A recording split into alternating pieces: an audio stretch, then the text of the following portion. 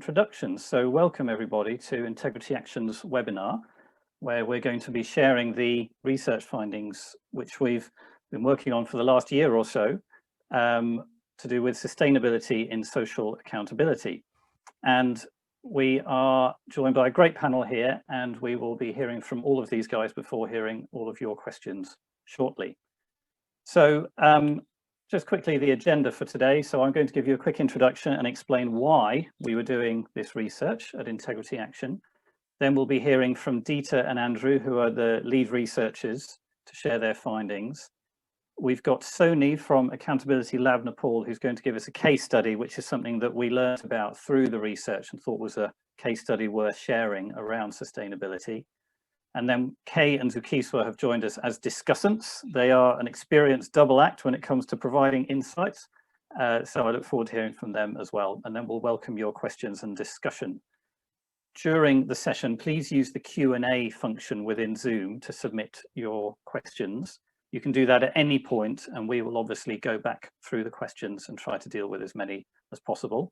And please keep yourself on mute for the entirety, unless we ask you to unmute or unmute you. We'll mainly take questions through the Q&A function, as I say, but if we do want to welcome a verbal contribution, then we shall invite you to do so. So before we get started, we'd like to do a quick poll. I can see we now have 90 participants who have been joining while I did my quick welcome, so it's fantastic to have so many here. Welcome to all of you. We wanted to do just a quick poll to find out who's joined us and get a sense of the audience. So firstly, your location. Could you quickly click where you are and hit submit? This is obviously very, very broad indeed. And we can just get a sense of who's joining from where. I shall obviously do mine here. If you're seeing my shared screen, then you're probably seeing my submission. And shall we see the results of that one? There we go. So 56% from Europe, but we have others joining us from elsewhere. No one from Oceania.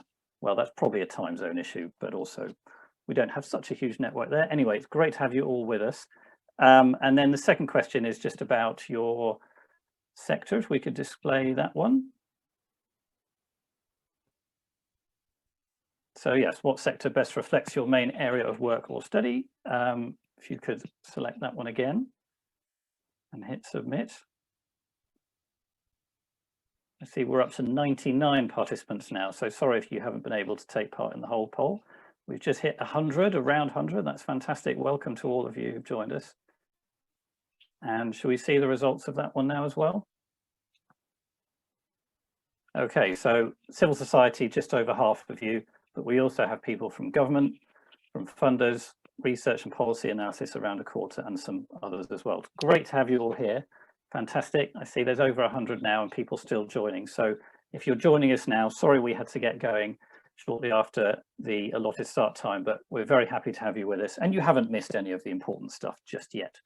So let me quickly give you an introduction then to the research. So why were we doing this? Well, Integrity Action, let's perhaps just start with a quick introduction of us as an organization.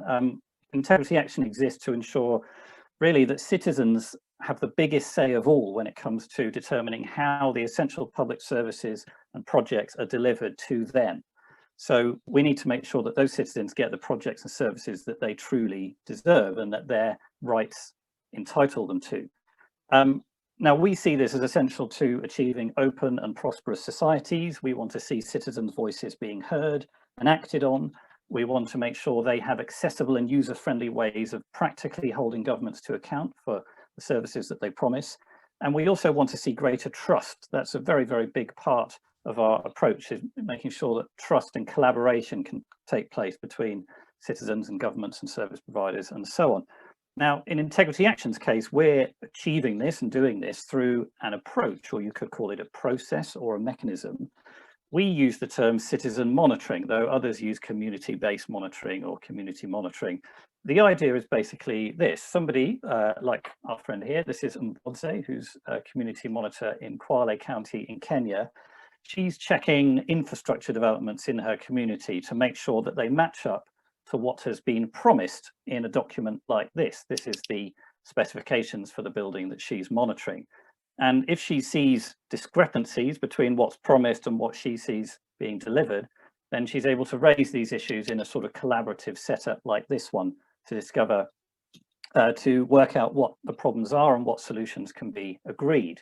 Now, we see positive outcomes coming out of this process. It's a process that's integrated with the existing systems that local government in that county are already doing.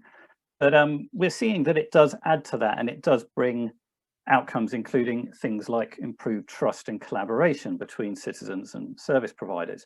So if we want to sustain those sorts of outcomes, which of course we do, then it basically raises the question quite often that we might need to sustain that process, that mechanism, so that the monitoring process continues, perhaps not in exactly the same way, but perhaps some form of it continues so that those interactions can keep happening. So that's where we're coming from. But of course, this isn't just about integrity action and our approach. We know that lots of organizations and initiatives, and indeed governments and agencies, are using approaches like this to engage citizens, to get their feedback, to ensure that they can have accountability. So we framed a research question that was a bit broader. We were asking, how can systems of citizen-centered accountability be designed so that they have the most impact, particularly for people who are excluded, and have the greatest chance of being sustained? So we're using that term, citizen-centered accountability, to cover approaches like citizen monitoring, social audits, community scorecards, all manner of things that ensure that citizens can feedback on the services they're entitled to and ultimately hold them to account. And in this question, we were deliberately broad. So we didn't narrow it down by sector, like health or education, and we didn't narrow it down really by geography, though the majority of the inputs that we got did come from the so-called Global South, and that's the strategic focus of integrity action, of course. But we kept it broad because we wanted to firstly map out the landscape and understand where further areas of inquiry might be, but also to promote some cross-fertilization and sharing of ideas, because one thing we have picked up on is that ideas are worth a lot here, new ideas. So stimulation is very much what we're hoping to provide here, rather than concrete recommendations. A quick note on the methodology. There were 3 strands to that. We did a literature scan of over 200 studies. We did 25 semi-structured interviews with experts and practitioners from around the world, both civil society and government. And we did an online brainstorm late last year, which had 70 respondents, and that was focusing on funding and ownership models, both what's being tried and what people think should be tried but never has been as yet. A very quick note on a briefing note that we published in October last year. This was really recognizing that the question of sustaining mechanisms, or these processes that I'm talking about, isn't the entire issue here. I mean, what we really want to sustain is the benefits, the outcomes that we see. And so if we're trying to do that, then we actually need to zoom out slightly and just engage with how to sustain outcome level changes and indeed impact level changes. But what we're looking at here mostly is what we call the level of the project and the process. The project refers to the specific mechanism and sustaining that. So a 3-year project might then have a mechanism that needs to be sustained. And the process is where that exact mechanism doesn't have to be sustained, but something that looks like it might be. It might inspire or act as a model for other mechanisms to last much longer. So that's about it from me. I'm now going to hand over to Dieter and Andrew to take us through the key findings, and then later on we'll hear from our other contributors, and obviously look forward to hearing from you all as well. And I'm seeing the number of participants is leveled out at 117, so it's fantastic to have all of you with us. We hope you find this useful. So Dieter, I think I'm handing over to you first, so please take it away. Great, thank you, Derek. Hello, everyone. It's fantastic to see it's close to 120 people. So thanks so much for everyone for joining us today.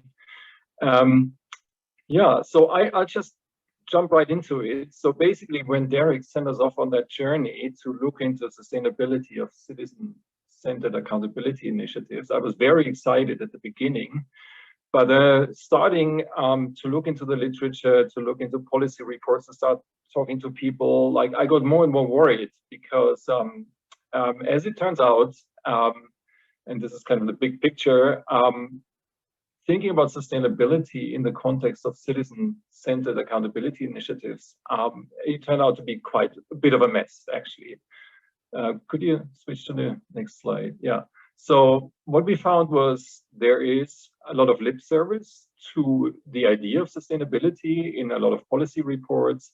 But when it comes to actual empirical work, practical assessments, project assessments, there is very little systematic unpacking of the concept. And basically, and this is maybe not very surprising because sustainability, in a way, is one of those feel-good concepts, right? So everyone is using it.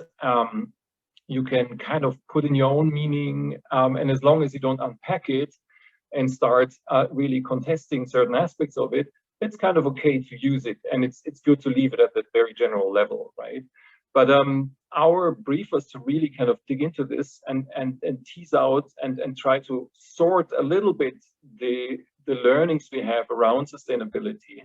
And basically what we came up with is a suggestion to kind of look into basically 4 broad containers, we could call them. And basically we said, okay, there's 4, you can call them drivers or enablers of what sustainability, what shapes sustainability, what conditions sustainability in citizen-centered accountability initiatives. And these are time, money, partnerships, and motivations. So very kind of broad containers. And we basically said, along those 4 dimensions, we find a lot of drivers, enablers, and constraints that relate to sustainability in that area. And we try to kind of group our findings and our learnings along those 4 dimensions. So let me start out with time. So this is very closely bound up with sustainability, right? When you think sustainability, you have some kind of notion of there's a time frame involved. There's something that lasts longer. And I guess one of the central structuring ideas is to basically say, well, there is like a sustainability for different projects and looks very different depending on what the accountability target is. So what are you trying to generate accountability for, right? And we basically came up with 4 dimensions in here. So we said, so there's a certain time logic that revolves around projects that are episodic, meaning these are, for example, crisis events. You could think about the COVID pandemic and the monitoring of the distribution of protective equipment, etc. You could think about earthquakes and other crisis events. So those events are like happening like out of the blue. They're not predictable, and they're open-ended. You don't know how long this emergency will last, and you're basically the time logic that applies here and that will kind of shape the sustainability you would like to build into that project is very open-ended, and it depends very much on the trajectory of that event. So you need a lot of flexibility to kind of jump into action and then approach this with an open-ended mindset. Then there's like a family of projects that are basically relating to occasional initiatives. So think about infrastructure projects, dam building, school building, road building. So these are time-bound. They're very specialized. And here the kind of the time logic and the kind of the natural time frame for an initiative in that area is to kind of find the specialized expertise and then pool it with like a local, or combine it with a local activation, mobilization of an accountability mechanism, right? That just has a kind of like a time frame until the school is built, until the road is built, until the dam is in place, etc. And then you have another time logic that applies to recurring events. So these could be elections, this could be budget formulations, this could be periodically occurring procurement processes. So here you're thinking about an accountability mechanism that is springing into action in regular intervals. And ideally, you would want to build the local capacity to do this periodically and to spring into action periodically. And you probably want to build kind of the local capacity and build on the local capacity in every iteration and harness that going forward. And finally, on the other end of the spectrum, you have continuous events, and these are service provisions in health. This could be about school performance and monitoring of education. And here it's basically a continuing service delivery, and you would like to establish or think about accountability mechanisms that are somehow accompanying the performance of those services. So in a way, this is kind of one type of time logic, like that is very specific to the accountability targets, if you will, that you have in mind, and it somehow very much influences the way you would think about sustainability. However, this is not the only time logic that applies. There are many other time considerations that really apply in accountability situations. So now this is one of those slides that is supposed to impress you through the colors and the heavy text on there, but it basically says, don't bother really to read me. This is kind of just illustrating what other time logics and time considerations can apply to a project. And we will have a report that is summarizing all our findings on that, and we go into detail into some of those.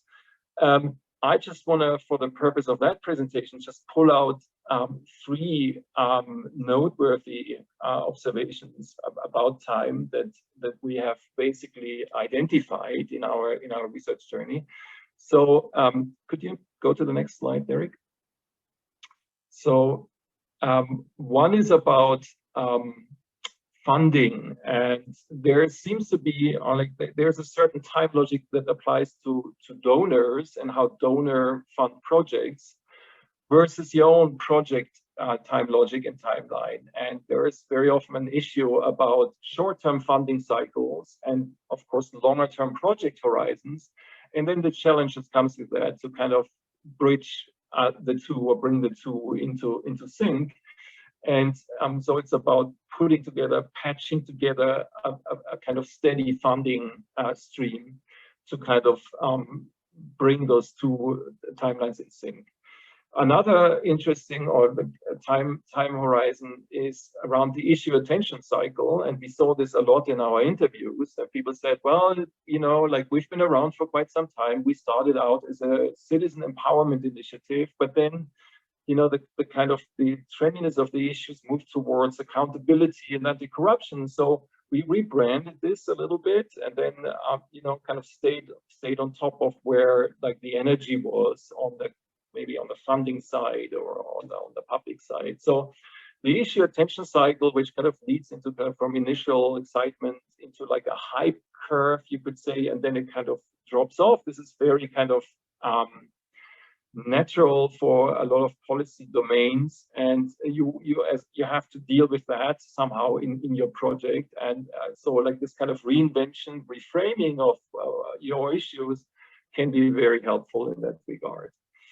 And like a third kind of interesting time tension that we found is what we call phantom learning. And it's a fancy way of saying, well, there is this kind of problem that a lot of the tools that are being used for learning, for research, are not really in sync with what you need in terms of the learning of how you would design or redesign and adapt the project going forward. So the extreme would be, if you think about like very deep academic research, it very often takes from the empirical data gathering to the publication of that research and then to the digestion of that research in policy articles.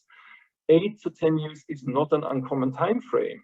And especially when you think about the use of technology in some of those accountability initiatives, right? Like, so you're getting like very solid research findings put into policy reports that are relating to a time before things like WhatsApp or Signal or Instagram even had kind of a meaningful circulation and uptake, or they weren't even around yet, right? So it's very difficult, or it's like one of the big challenges is to kind of shorten those learning lead times and make sure that the learning is like time available in time critical ways to adapting and moving forward with projects. So we showed you this kind of fancy set of different time logics that apply, and I would really invite you to go to the report. There's much more in that once the report is out and published, and I think you will be informed about that. But just to maybe kind of end on an analogy with relation to time that we found very fascinating in a way. So, and this is more like Wikipedia knowledge. It's not that I have like a great knowledge of the ancient Greeks, but this is from ancient Greek times. So there were two conceptions of time. One was about chronos, which is the linear time flow that we're used to from looking at clocks, from like making plans, right? It's like a linear flow of time, very regular. It just goes on and on. But then there's also kairos, and kairos is a conception of time that is about timing, finding the right timing, like using intuition, skill, and expertise to time your actions in a way that are perfect, that brings everything together. So, and given all the different time logics and time frames that apply to these types of projects, I guess the challenge is not so much to bring everything into lockstep in a kind of chronos type of way, in a linear type of way, and plan everything out and make sure that you have the perfect like lineup of time frames, but more approach it from this kind of kairos point of like the skillful, like pragmatic entrepreneur that is trying to kind of like find a rhythm between different things and brings them and dances with them. So think about this more like in the kairos kind of way than in the chronos kind of way. So before I hand over to Andy, I just want to give you a quick intro to the second container. So money, of course, always matters very much. So what we basically found after our literature review and also the interviews was we felt we wanted to dig deeper into this. And so we did like an online brainstorming. We had over 70 participants to kind of think a bit about what are kind of the approaches to funding that are being used and go beyond the usual suspects. And this is basically what we then ended up with. So there's a kind of a now, there's a presence that is, of course, donor funding is very important. This is 3 out of 4 survey respondents basically said that this is the most promising, or the promising, one of the most promising or like important funding sources. And we already talked about the challenge to kind of adapt donor timelines with your own project timelines. Government funding was interesting, there was a split. So 50% of people thought this was very important, but 50%, the other half of survey respondents were very critical about it and said, this is maybe not so important. And I guess in the background, there was this kind of concern that you somehow use government funding to balance between independence or not lose independence of accountability projects, but then also generate the ownership that you need and the buy-in you need on the other side, and the two trade off at times against each other. So one idea here was to basically seek out government funding that is itself operating at arm's length away from the services or government functions that you would like to generate accountability on. So funding that comes through supreme audit institutions or internal government watchdogs or ombuds persons versus being directly funded by a line ministry or receiving funding by a line ministry that is kind of compromising your independence, maybe a bit more. So, and then we had like interesting basically set of new ideas that were being put on the table. So the most popular, this really surprised us, the most popular funding mechanism that was being put forward in the survey was community foundations as a way of pooling very different and combining very different funding streams from local support, grassroots support to donor support. So this was by far the most popular funding mechanisms and funding mechanism. And then there were also interesting ideas of monetizing bits of your offerings, right? So like if you have acquired expertise around a certain online tool, you could repurpose that and sell it as a consulting service in other settings.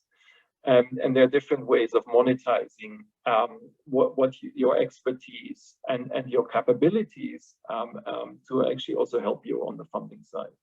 And then we had the new, which is around kind of more the kind of the on the horizon ideas. And two of them, like one was social impact bonds. So the question of whether you can somehow use that funding instrument that is being used in different sectors in development, whether you can also use it in the accountability space, right? So for example, set up like a performance agreement where you say, yeah, like I'm using this accountability tool to log in a user satisfaction improvement in a certain community about health or education. I'll deploy my tool and I will kind of achieve a demonstrable impact in terms of satisfaction improvements. And this is being put into a contract, and then someone is funding that, basically that impact if it materializes, and puts the money up front.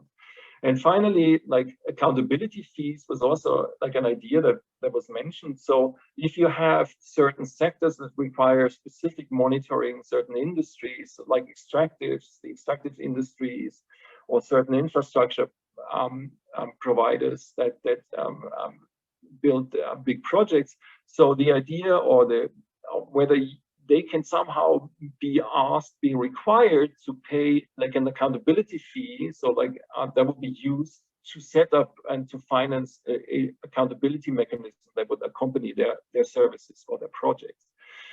So a very kind of rich array of like new ideas out there on the money side.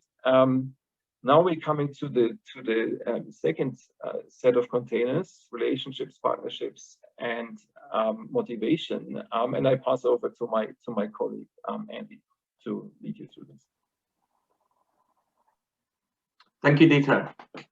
Hello, everyone. It's a pleasure to be joining you. I apologize for my slightly ghostly appearance. There's clearly a problem with my camera, but hopefully we'll be able to sustain the picture for the rest of the presentation. So yeah, as Dieter said, I'm going to talk a little bit about maybe a little bit the kind of softer side of the accountability of the sustainability question, if you like. So looking really around relationships and partnerships and what we discovered on that, and then, as Dieter said, looking a little bit at the question of what motivates citizens on the one hand to engage in these mechanisms, but also service providers and duty bearers on the other hand, and what motivates them to engage over the long term.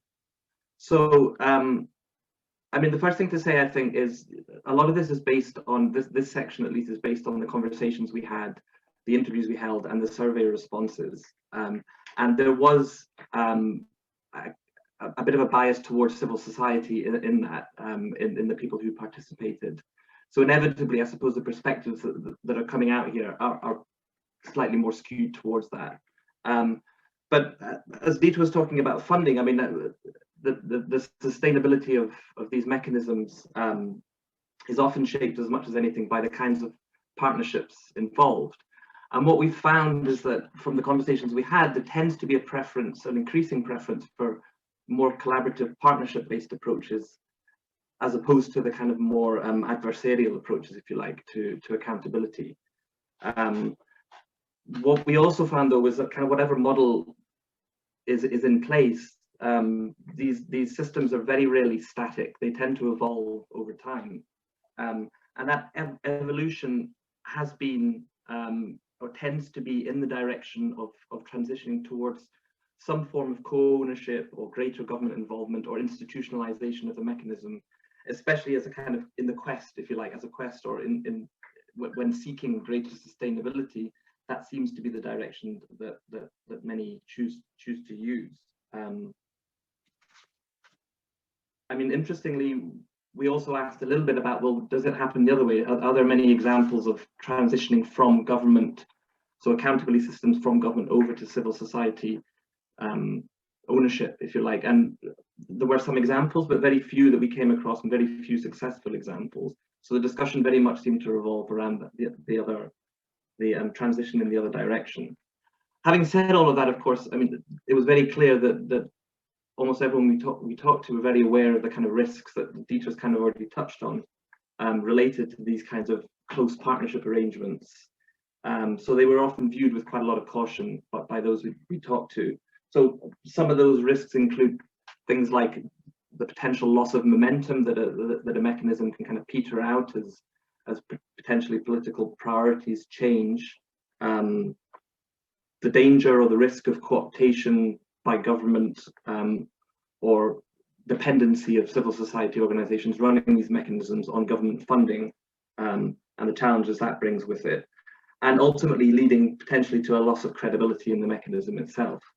So there was also then a clear message from those we spoke to that when we're talking about these kind of partnerships, there need to be certain preconditions in place for them to work.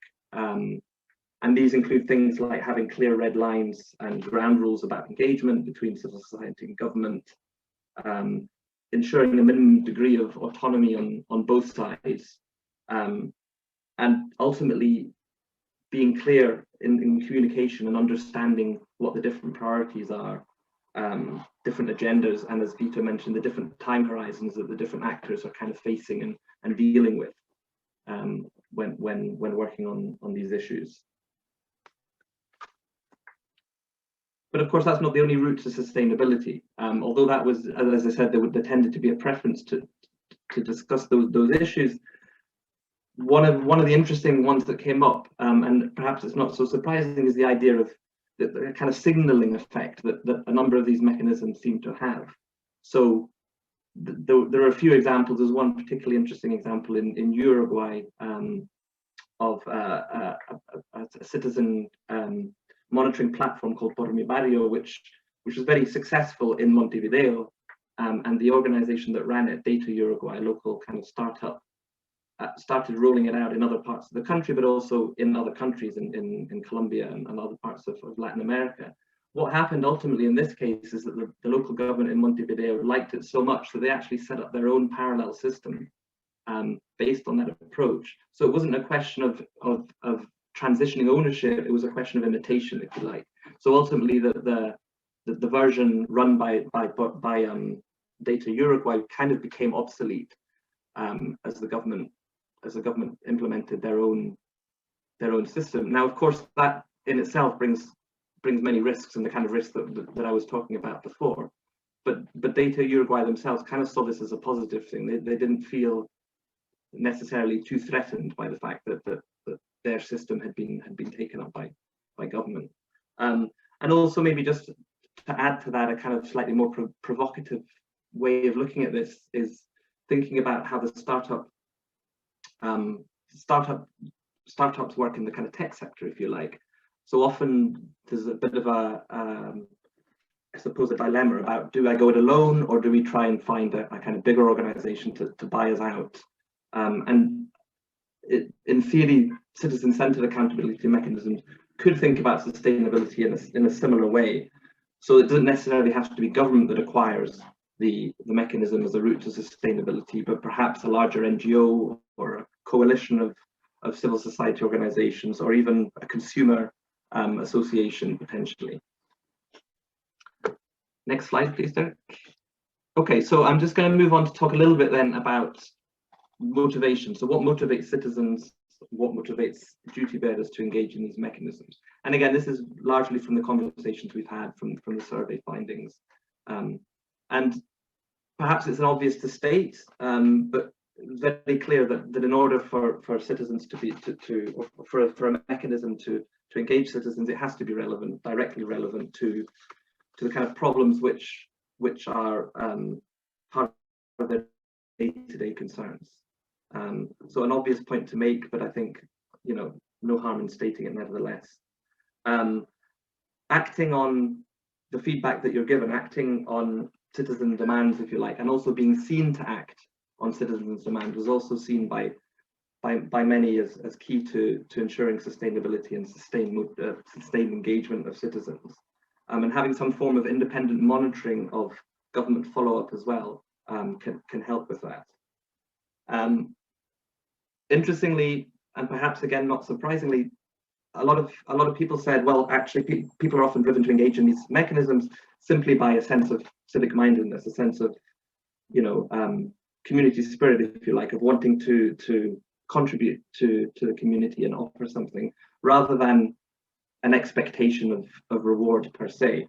Having said that, we also found a lot of interesting examples of kind of micro incentives, which I guess can't be overlooked when thinking about citizen motivation. So these could be things like small economic incentives, stipends for travel, for food, for community monitors, providing mobile devices and credit for mobile devices.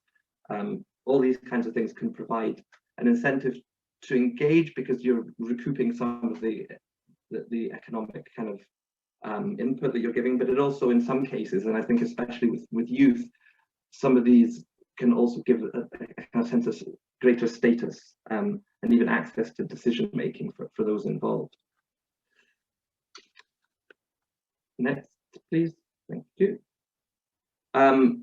On the duty bearer side, so on the government side, one of the things we found that was kind of central to what motivates civil servants, should I say, sorry, to engage, is the kind of question of, well, who is liable for the mechanism in question?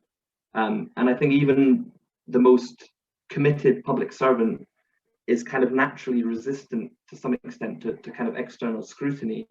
And there's often a sort of sense of fear of being caught making a mistake. So I think just having an awareness of that risk, that risk tolerance is important when thinking about what motivates kind of people on the government side. But also a sense of favoritism, the fear or the risk of being seen to be favoring certain partners, civil society partners, can often be quite an issue, especially in a kind of highly politicized context. You know, the danger of even by working with specific organizations, you might be endowing them with a sense of unwarranted legitimacy, I think can sometimes be something which also needs to be taken into consideration. Demonstrating the benefits of a mechanism helps obviously to sustain engagement. If you can demonstrate that the mechanism or what's coming out of the mechanism is actually of value to the day-to-day work of service providers, for example, then that obviously helps.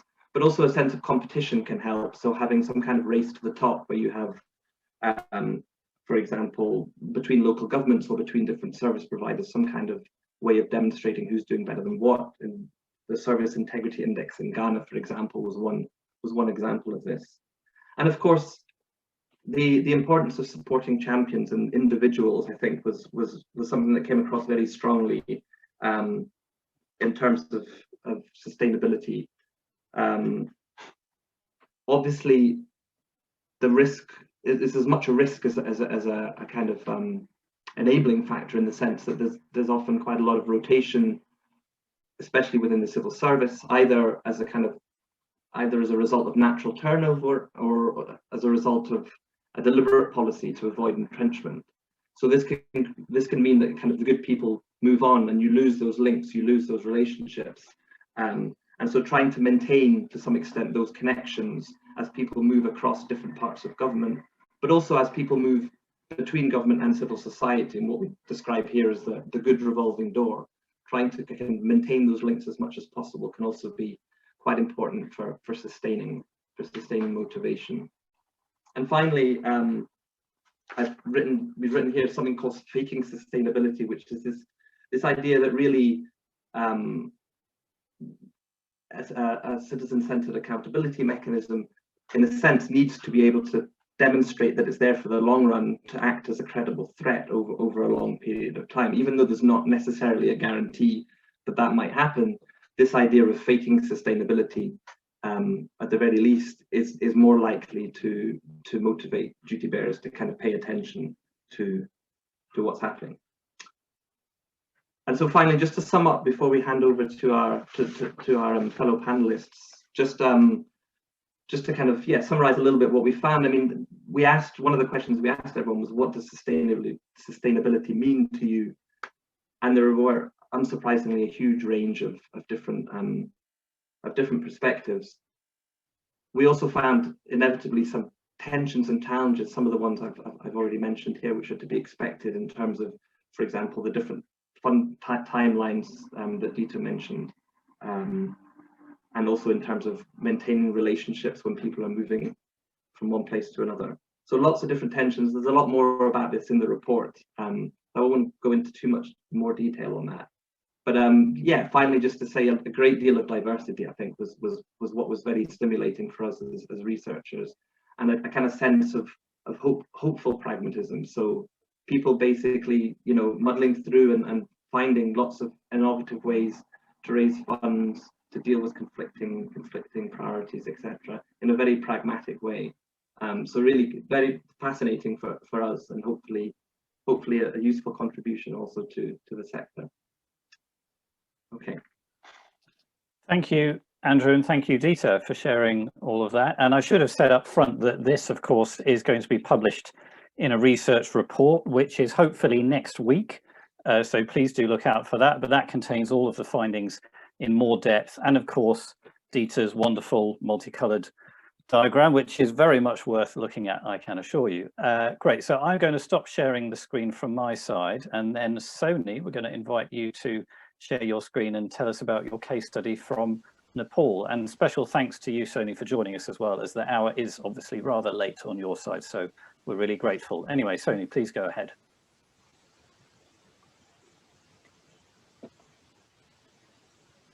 Is it working now? I think it's nearly there. Yes. Yeah, we can see it fine. Thank you. Thank you, Derek, and good afternoon, good morning, good evening, everyone, wherever you are based. I would like to start my presentation by briefly introducing Accountability Lab for those of you who don't know. Accountability Lab is a global translocal network that makes governance work for people by supporting active citizens, responsible leaders, and accountable institutions. And we have three mutually reinforcing objectives to support positive movement to build accountability, provide substantive, flexible, and long-term support for those leaders who can collectively lead this movement within specific contexts, and support collaboration around accountability and open governance. Today, I'll be focusing on our learnings from Nepal and our Civ Acts model, which also promotes citizen-centered accountability, which is today's theme and research about. So first of all, to give a brief overview of Nepal's context, Nepal went through 10 years of armed conflict between 1996 to 2006, and we had a unitary government until 2015. Even after the decade-long conflict was over, there was again political instability for almost 10 years, and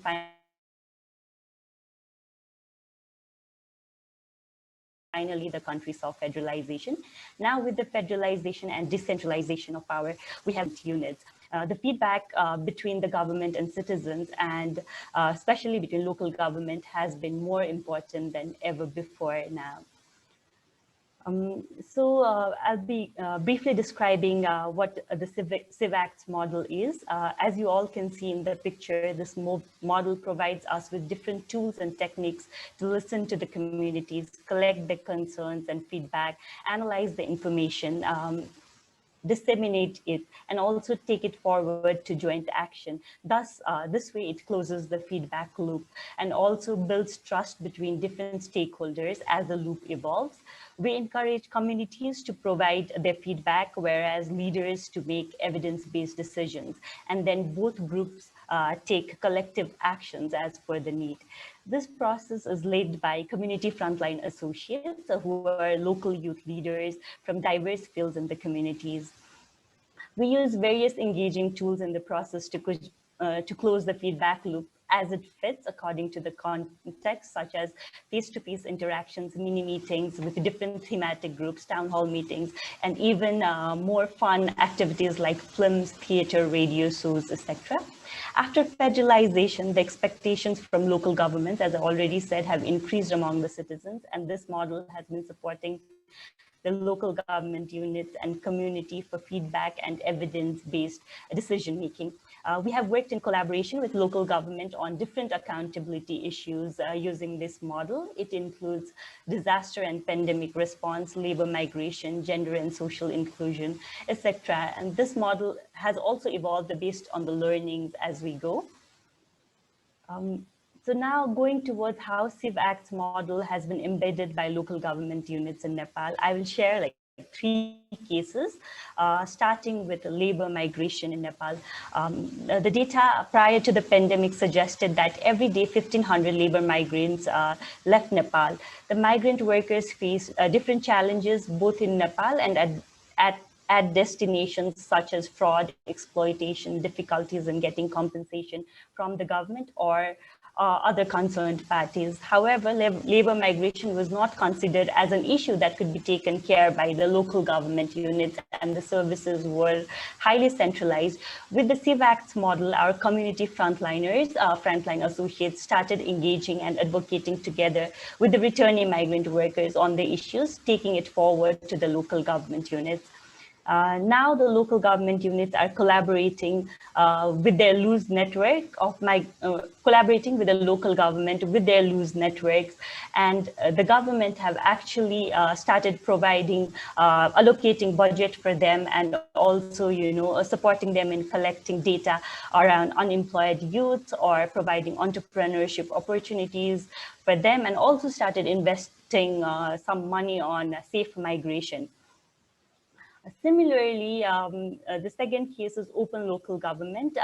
Initially, when we started working with these different local government units, they're always fear about accountability, and they feel like, oh, okay, if we share our information, it can do more harm to us, because they can always keep questioning us.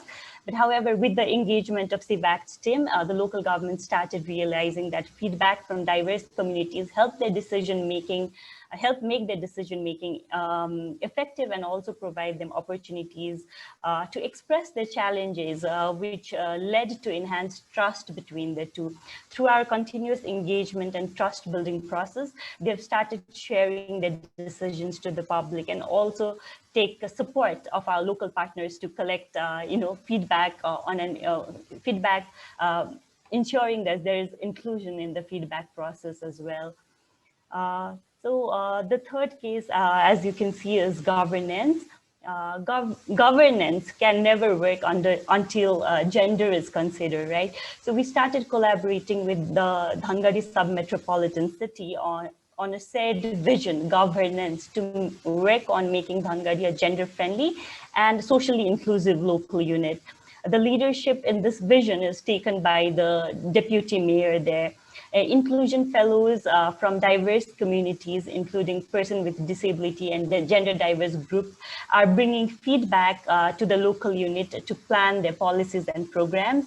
On the other hand, local unit is also providing the government representatives, government officials with the knowledge and skills on addressing gender issues. But Lab is working as a facilitator in the process by providing them knowledge and network and support in the process. So because the fellows and the local government is already there, even though maybe our project ends, they are also going to continue this even beyond the project period. So now connecting to the research and the 4 dimensions that has been mentioned in the research around citizen-centered accountability, I've briefly touched upon it, like what does it look like at Accountability Lab briefly. So going on time frame, majority of our time, as you could see, it goes on relationship building. So we say like 60 or 70% of our time is around informal chit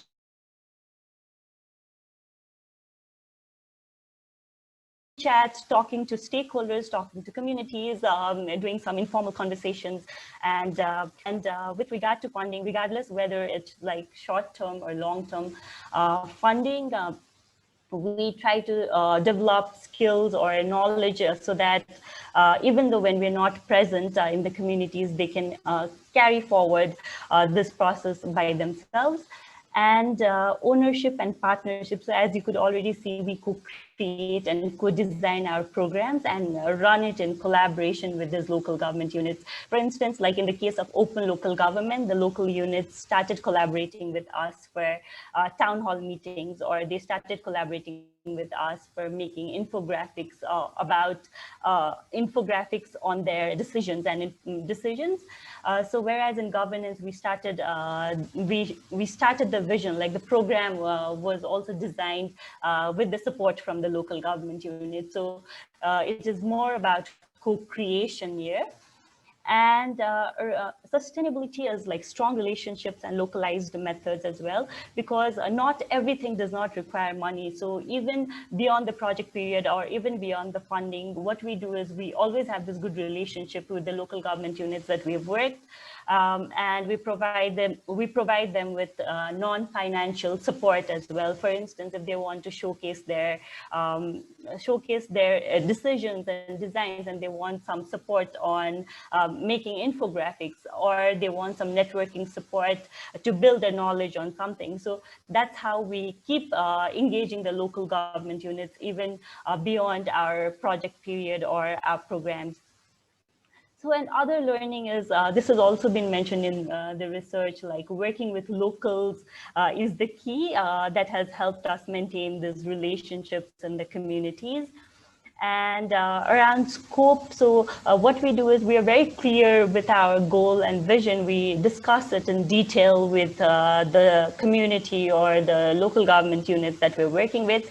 So we don't say like we are here to solve the problem, but we're there to facilitate the process. So that gives us clear scope. And sometimes like working on accountability can be hectic. Sometimes communities find it difficult to grasp like tough languages around policies and decisions or the budget. So using like fun tools such as infographics, film, theater, arts also encourages public to get engaged and motivated in this campaign. Similarly, like patience is the key. There are some local units who have been like really active and are working. Some are in slow pace. So it depends on the context on how it goes, but there are these like different stories that come out from the work we do that keeps us motivating. So these are the learnings. This is the end of my presentation. Thank you. Derek, I'll hand it over to you. Thank you so much, Sony, for sharing that with us. And please do stay with us, obviously, for the questions and discussion. We'll be very keen to hear your feedback there. So now the last item on the agenda before we open it up is to hear from our discussants. So that's Kay and Zuki, who are both joining us from South Africa. Now, I actually don't know which of you I'm handing over to first, so I shall keep it fairly open. But yeah, who would like to kick off with any thoughts on what we've been discussing today? Thanks, Derek. Yeah, Kay and I had a brief chat, and we agreed that I'd kick off, and then she would, yeah, take over. Thank you. I'll try and keep to my time. But yeah, lots of amazing input so far. I come from the Public Service Accountability Monitor, which is an organization that looks at promoting social accountability in 6 countries, in Southern Africa and 1 in Eastern Africa, Tanzania. We're based in Makanda, which was formerly known as Grahamstown in South Africa. And we're in an interesting context of lots of shifting names, so it's quite an exciting context, I guess, and lots of renaming of places that we live in. Our weather is unpredictable, so it's yeah, difficult to paint an accurate picture. What will be both Kay and myself will be speaking about is the context of an initiative called Vulega Mali, which looked to open up public budgets at the provincial and national level in South Africa by developing an open budget portal.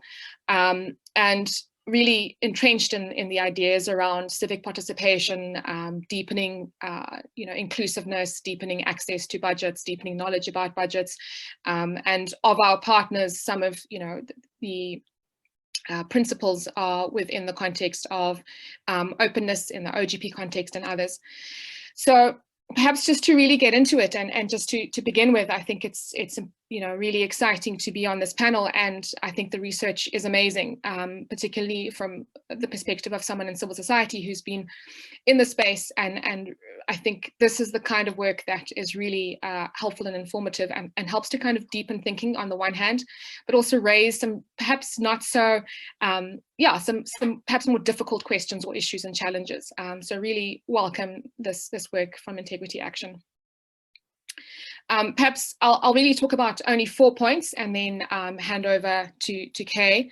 And part of our reflections are both obviously in the context of our, the partnership between civic actors and a government department, the National Treasury, in developing quite a specific social accountability and initiative, and quite a specific channeled idea that in a sense is a novel and unique one in our South African context.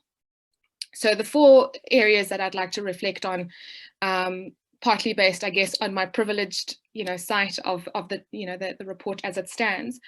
The first is, I think it's really exciting to see the aspects about building and actively or creatively leveraging relationships between reformers and reformers in the context, and how that is an important or potentially important part of design.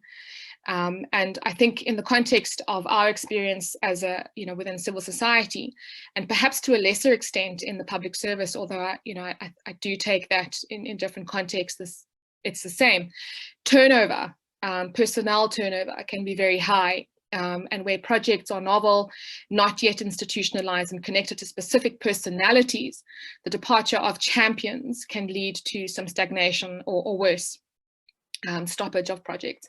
So this is an important emphasis in the paper, and perhaps there is room, I would say, to elaborate on the ways that this can form part of strategic discussions about sustainability and maybe preemptive momentum building. So could this, for instance, form part of project scenario planning that involves all partners from the outset, with the social accountability mindset in place? I think also there are the good revolving door processes that we heard about earlier that the report speaks to, and perhaps identifying those and leveraging those in a sense is really important. In the context of Vulega Mali, this open budget data portal, we've really been fortunate in being able to continue to harness reformers' inputs who have left, for example, who've left the National Treasury, for instance, but whose investment in the project continues in a different but important championing way. And so that's been quite important, this aspect of finding creative ways to leverage relationships. The second aspect is that trust and credibility of intervention of intermediaries within the context is really, really vital. In the context of Vulega Mali, there was a need to recognize the diverse and robust nature of civil society in South Africa, and the CSO state relations, and to build a more inclusive, open process in order to build trust. And so in order to avoid the very real and perceived risks of cooptation, we found that what's highlighted in the report around the credibility and trust of intermediaries is vital and quite helpful.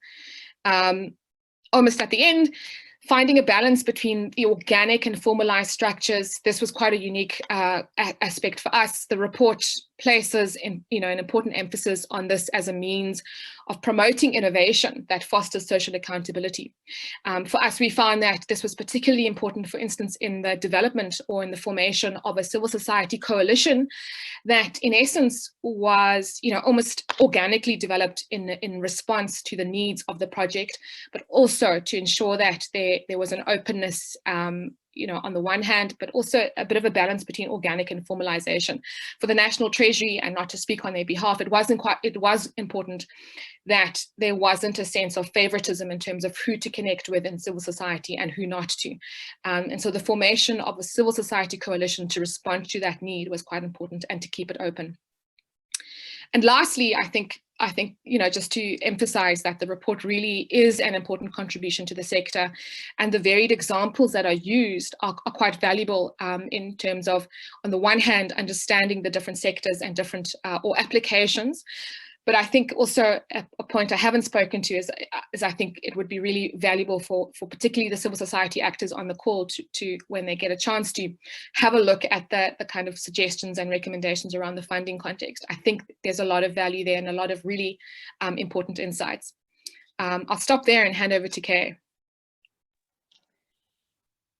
Thank you very much, and good evening or good afternoon, or wherever you are. Good day to you. Hopefully not good night to you, but if so, hopefully we keep you awake until you need to go to sleep. So I also actually coincidentally hail from the same province in South Africa as Zuki, and I come from a place that has been renamed about 3 weeks ago, now called Gqeberha, and it's known as the Windy City. However, also known as the Friendly City. So, but we'll ask Zuki and others about that. I think for me, I would definitely echo Zuki's sentiments. I think the issues that are raised here are very important. What I really like about the way in which the paper has been approached is that there are various options and various examples cited, and also not an idea just simply of linearity, but of a sense that there is that kairos, that this is adaptable, you need to change your tactic, you need to change what you need to do in order to get your project done. I think for us, from government side, and maybe just to give that perspective, for us, particularly in South Africa, a big issue for us was that we had come first in the Open Budget Index, which is a global assessment of the openness and accuracy of budgets. So we had a volumes and volumes of budget information, and we couldn't understand from our side, why it really wasn't being used to its fullest potential. So that's sort of how it started. Took us a while to figure out that perhaps people didn't really understand this, and that was the reason why. And also, I think we then were wondering who to link up with in civil society. And as Zuki had mentioned, we were also aware of being, not necessarily, we were not worried that we would be captured, I don't think, but we would be worried that we would be accused thereof and that others would feel alienated. So we started sort of a journey where we were seeking each other out, us and together with various civil society organizations. And before Imalietu was formed, it sort of was a bit random. And I think that was a little bit about what Sony said as well, be tenacious, just keep going. So essentially, I think we had done a few other sort of what I would call episodic interactions with civil society. For example, they put out a citizens guide on interpreting our new procurement laws, and continue to do that. In terms of this particular project of the portal, and I would encourage you to go and have a look at it, it's absolutely awesome. I do need to say that it was incredibly daunting, I think, for both parties. It was an OGB commitment that we made where we said we'd look into the feasibility of doing a portal. And by the time the 2 years had come up and we had to report, we were already sort of on our way. It was difficult because it was an agile project. So we knew we wanted a portal. We had no idea what the portal needed to look like, but we were very clear that this was the people's portal. The Treasury has its own website. This portal had to make sense for people.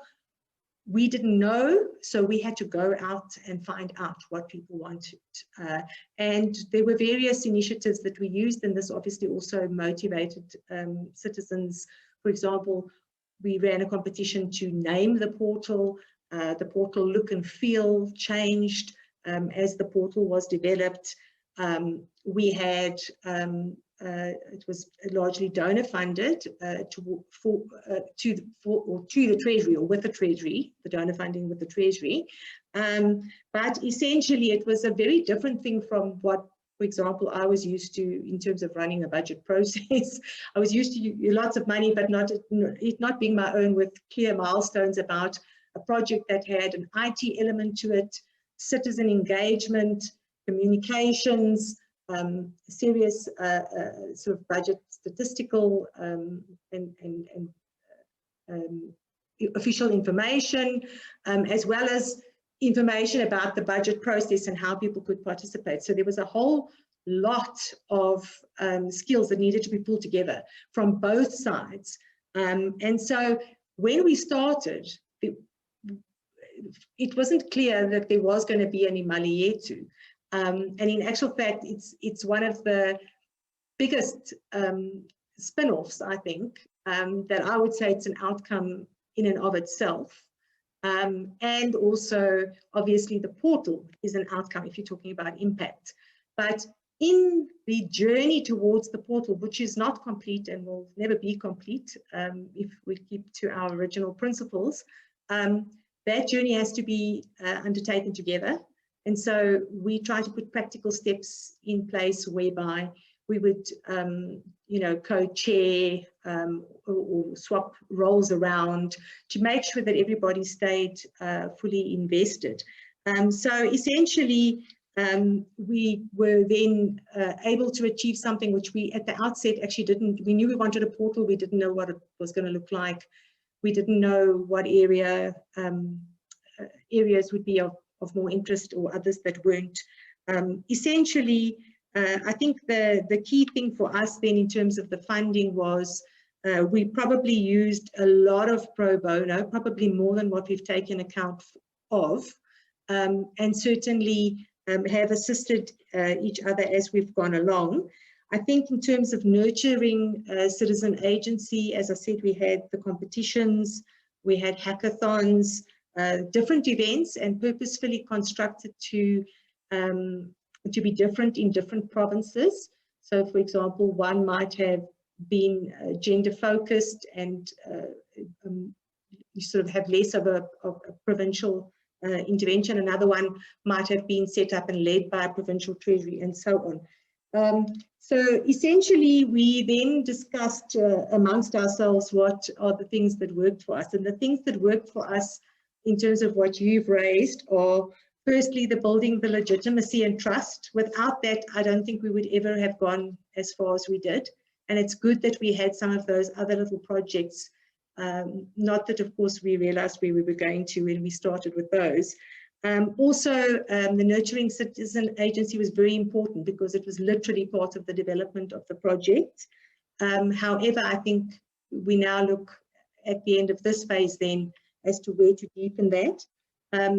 Then in terms of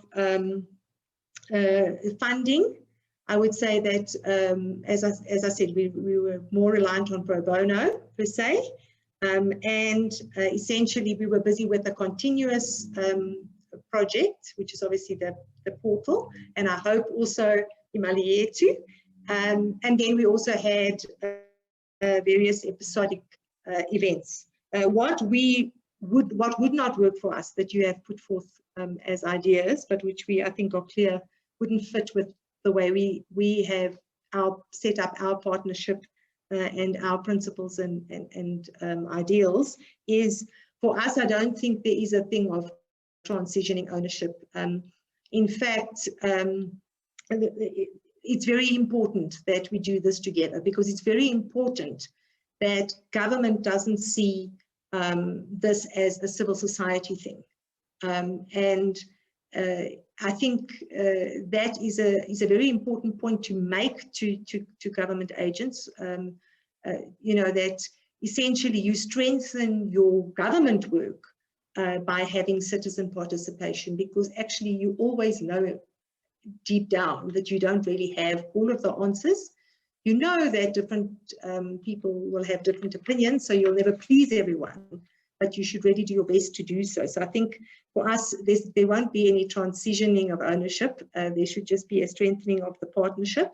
Also for us, relative to where we were, I think there was definitely no faking of sustainability. I don't think that would work for us. For us, it was very important that we had mutual respect and came together as equal partners. We did have an interesting situation where the department that was responsible for the OGP commitment for South Africa at the time was faking it for both of us, I think, both on the government side and on civil society side, in terms of the inputs that it wanted from us. So we didn't want any of that. And I think for us as well, we're not so comfortable with the idea of monetizing any bits of it, because we feel this is the people's budget. This information is the people's information. And even to the extent that people would participate in polls or do whatever and create information via the portal, that information by definition belongs to the people. So excuse me. So for us, just as a parting shot, I think we wanted to say that in South Africa, the following would sum up our chaos. We would say, never give up. So always try to achieve what you want to.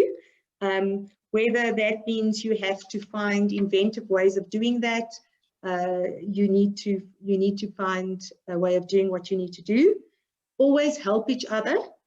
So for example, we wouldn't have been able to conduct this project without civil society in terms of the social networks across the country. And even within civil society groupings, of course, each of them have various networks. We also think an important part of it is suck it up. So even though at some point both parties were equally not so happy with the person leading the OGP initiative, we still participated because we knew that we needed that as a commitment signal to government, or from government more broadly than the National Treasury. And it was important to participate and hence have a frame. We also feel it's important to deal with wildcards. So for example, one of the service providers was also a civil society organization itself, which had been in the role of facilitating the relationship between government and civil society. So they came in with certain ideas perhaps of how they needed to bring us together, but we already had some sort of a relationship that was organically forming. So that was dealing with wildcards. It can probably also be said of the agency that it got us the donor funding. There was also a few wildcard events there. And then also for us, even though you plan something, if it's not going to work out, lastly, can it? So in terms of, for example, the videos on the portal, which are educational videos around the budget to demystify it, the script writers there, from either side, we weren't happy that it was spoke properly to the budget or else to people in general, to citizens in general. So that in that sense, we then had to do the script writing, although they still did the videos and so on. So I'll stop there. Sorry, I've probably gone on too long. Not at all. Thank you so much, Kay, and thank you, Zuki. That was absolutely fascinating and exciting for me, I must say, to have such a great digest of the paper, which, as I say, we look forward to sharing with everybody and the wider world, I think, next week. We've received plenty of questions so far. You're welcome to post them in the Q&A function. We have around 15 minutes left of the allotted time of the session, and I'm going to dive straight in and see if we can deal with a few of these. So if I could invite the panel just to sort of unmute yourselves and activate your video when I call upon you, or indeed if you would like to say something about a question. A few of these I think can be directed to certain panelists quite obviously. There's a couple that will go to you, Dita and Andy. I'm going to start with Natalia's question, which Natalia has been looking into some of the factors around motivations herself, and she asked around communication strategies. She said she found that communication strategies to explain topics, people's right to participate and to motivate participation played an important role on cases that she analysed. Andy, I wonder if you could just give a quick answer. Obviously there's more in the paper, but is that something that you found to be important in terms of ensuring people are aware of their rights to sustain motivation? Yeah, thanks, Derek. Thanks, Natalia, for the question. Yeah, actually, there's something that I didn't address in the presentation, but it definitely did come up. I think that the idea of civic education drives, you know, especially for potentially for more marginalized groups who may not be so aware of their rights, is an important kind of enabling mechanism to support these. And I think what maybe a sort of interesting angle on that as well was the fact that what we heard from the few people that we spoke to in government, it wasn't a great number, but those people often kind of showed quite an appreciation for that themselves, because in a sense, having a more kind of informed citizenry can help government. I mean, one clear example I think was with taxation, right, where you have citizens who are more aware of not only their rights but also their obligations in terms of taxation, for example, through these kinds of civic education drives or through a specific social accountability mechanism. I think it can kind of serve both sides of the equation. So absolutely critical, yes. Thank you. I'll swiftly move on to Robert Worthington's question next. To what extent does the fragmentation of accountability initiatives limit sustainability? There are so many different models, tools, and approaches in use, sometimes in exactly the same context. Does this cause confusion and thus limit scale reached and sustainability? I don't know whether Dieter or Andy, you'd have a comment on that, or indeed any of the other panelists. Maybe just a very brief response from my side to that.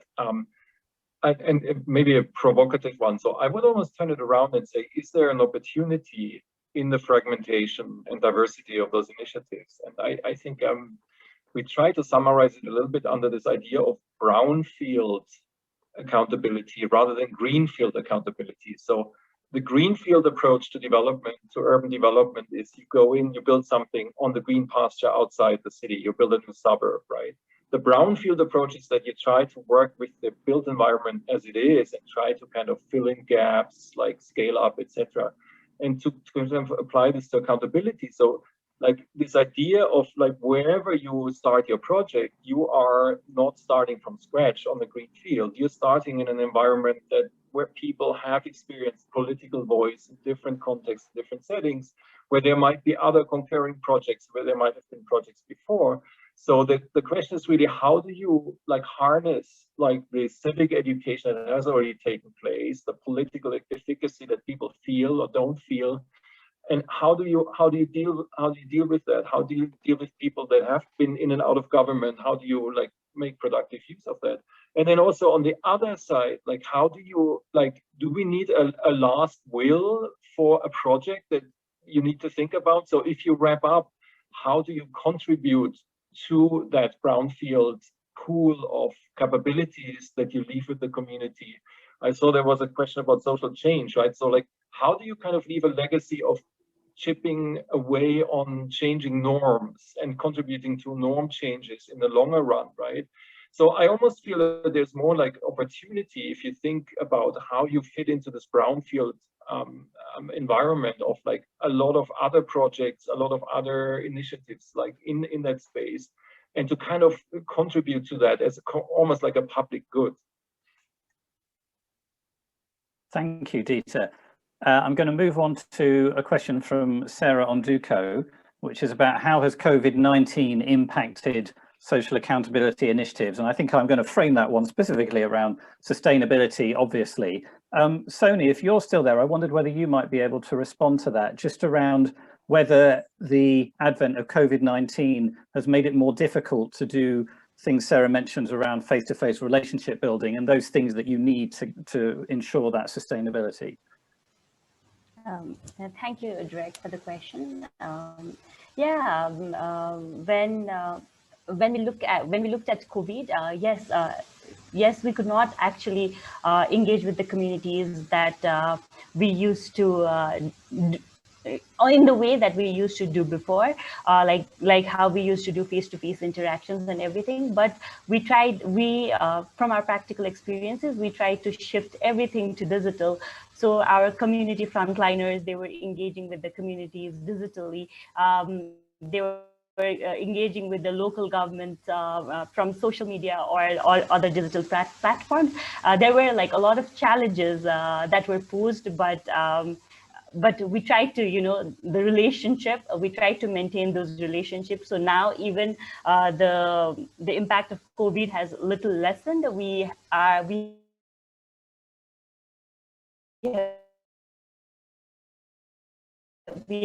able to continue this process. So maintaining that relationship has helped, I say. Thank you, Tony. I'm just swiftly going through the questions here, so I know we could discuss individual questions quite a bit, but there's so many that I think it'll be nice if we can do responses to as many as possible. I'm going to move on to a question from Sean Darby. Thanks, Sean. So firstly, you asked whether the recording would be available. Yes, we will be publishing recording of this whole session. And second, he asked a question about the entry point. So does a sectoral approach with a focus specifically on, say, health or education, instead of a cross-sectoral approach, have any positive or negative effects on sustainability? Does focusing on one particular part of the delivery chain, again, have an effect versus the whole thing? I wonder if Zuki or Kay would like to comment on that from your experience of looking at these different mechanisms and where they tend to focus.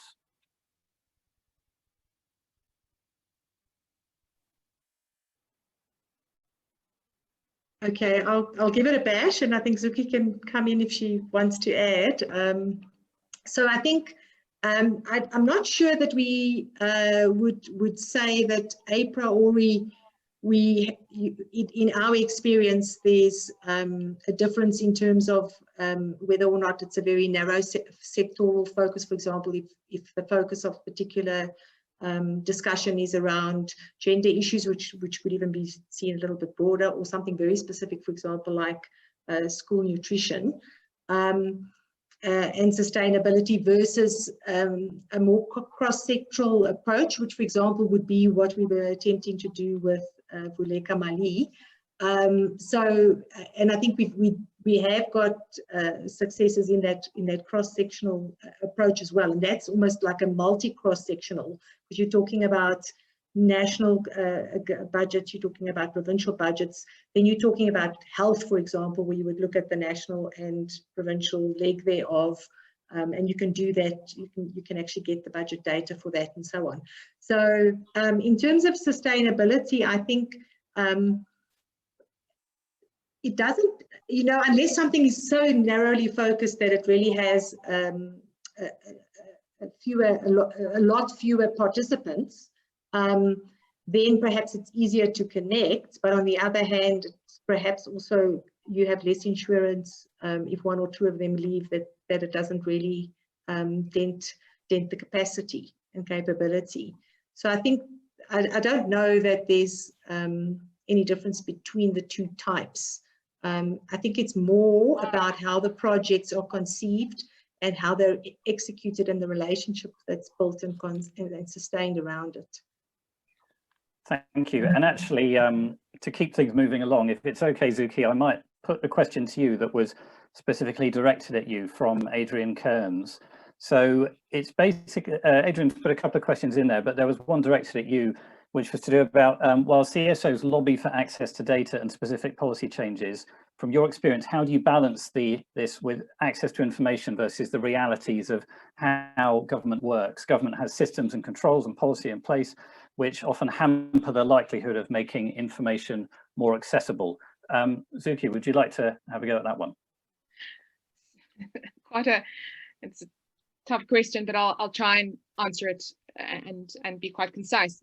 It's a really good question, and I think it does speak to quite a few aspects of what the report covers, and also perhaps to what Kay has just also spoke to in her input earlier. And it is to say that they are very real, and in fact I'll kind of already steal a phrase that I said I would steal earlier, which is about this aspect of hopeful pragmatism, which is about understanding that. And I think the partnership means that on the one hand, there are limitations within civil society that are capacity related, that are, resource related and all kinds of things, but actually that those likely also exist within the context of, the state. But how many of those are about political obstacles, intentional obstacles, and how many of those are about legitimate difficulties in navigating context. You know, in the context, for example, of decentralized budget context as we have, I think there were likely many civic actors, myself included, that, you know, in the early context made assumptions about how the process works on paper versus in reality. And one of those things is about, not to speak again on behalf of, but I think the mesh between the political issues and the very real kind of decentralization issues that come into play, which often make access to information particularly challenging, is a reality that we've had to confront, and one that every now and then means that in terms of our advocacy, we have often, you know, that there was a difference earlier that was made between adversarial relationships and the collaborative aspects. And there are times when, you know, and I think one of those times is emerging or coming up, as Adrian likely knows, where the kind of perhaps slightly more adversarial approach to demanding or to like pushing for access to information is needed. But even in that, there are ways, I think, and there are ways that I think we have found to still support the champions within, even within the context of adversarial, engagement. So there's a complexity there, but I think Adrian's question is one that probably would take us quite a session to engage on. And I was quite keen to touch as well on the earlier question about the sectoral and entry points, and perhaps just 2 seconds on that, which is to say that from our perspective, what Kay reflects on is definitely what we have found in the context of Vulega Mali and our reflections there. But in our broader context, in terms of the countries that, our regional focus, certainly the sectoral aspect can be very limiting as an entry point, and does constrain, I think, sustainability in the long run. But I'll maybe just stop there. Just amazing questions that have been shared. Thank you, Zuki. Yes, so we're very nearly at time, but I'd like to squeeze in another one. This one is from Claudia. Did you find any examples of projects working with social norms and or harnessing other aspects of sociality, like appealing to reputation, status, or shaming? If so, did incorporating these types of considerations appear to improve or have any effect on sustainability? Andrew or Dieter, I wondered whether anything came up in your conversations or analysis around this issue.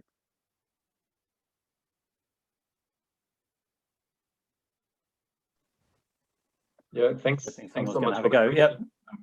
So I guess it wasn't really the focus of our work to look at like how norms are used as tools, like when we mapped out those different types of sustainability. So like the kind of the longer term or the longest term type was focused on changing norms, but not necessarily using norms themselves as tools. But I think it kind of surfaced, this norm question surfaced quite a lot, for example, around those champions, right? Like, and working with their status within organizations to make change happen, and how to kind of really bring on board those champions and work with their status, but also then around issues of professional integrity and how you activate in certain projects the professional sense of public service, and work with that and leverage that. Yeah. Thank you very much. Well, we have reached 5:00 p.m. GMT, whatever time it is where you are, and that marks the end of this session. I'm so sorry that we haven't been able to answer all of the questions that have been posted. I've been trying to pick the ones which are perhaps going beyond what we have already got in the paper, and the ones that I've left, I'm hoping can be addressed by the content of the paper, which will be published next week. So I hope that when you go to the paper, there might be some insights and responses to your question there, but please do reach out to us if you have any other questions or insights on this. We're very happy at Integrity Action to start and continue conversations about all of this. Come to our website, integrityaction.org, drop us a line via the contact page, and we'd love to hear from you also through all of our social media channels and so on. So huge thanks to all of you for coming, and to Andrew, to Dieter, to Sony, to Zuki, and to Kay for their contributions today. We will leave it there, and as I say, please do check our website next week and our social media feeds, where we'll be posting the link to the full report in all its glory, and we very much hope you enjoy it and find it useful. Otherwise, thanks very much, and have a good day or night or whatever time it is for you, and goodbye. Thank you. Bye-bye. Thank you. Bye. Bye, everyone. Thank you very much.